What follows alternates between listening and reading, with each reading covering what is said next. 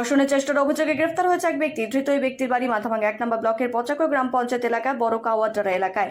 এদিন মাথাভাঙ্গার অতিরিক্ত police super Sandeep Gorai বলেন, বড় কাওয়ারডারা এলাকায় এক মহিলাকে তার প্রতিবেশী এক ব্যক্তিকে বাড়িতে ঢুকে ধর্ষণ করার চেষ্টা করে। মেয়েটির বাবা মা ওই সময় বাড়িতে ছিল না।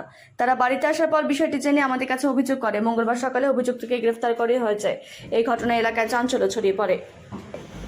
গতকাল বিকেল 4:30টার সময় সুশান্ত সিং বলে একজন ব্যক্তি, যিনি থাকেন পচাগড় জিপির অন্তর্গত বড় কাওয়ারডারা বলে একটা জায়গার মধ্যে, তো উনি ওই সেম লোকালিটির একজন মহিলা বাড়িতে যান।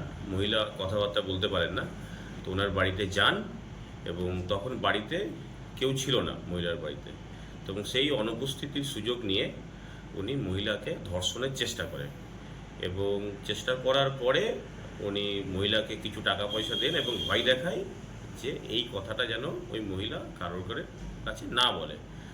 তো ঘটনাটা ঘটার পরে মহিলার বাড়িতে যখন ওনার মা বাবা ফিরে আসেন, তখন উনি সমস্ত কথা ওনার মা বাবাকে বলেন এবং ওনার মা বাবা তখন থানাতে এসে একটা কমপ্লেন করেন এবং সেই কমপ্লেনের বেসিসে আমরা একটা ধর্ষণের চেষ্টা করার ধারাতে একটা মামলা আমরা করে থাকি, কেস করে থাকি।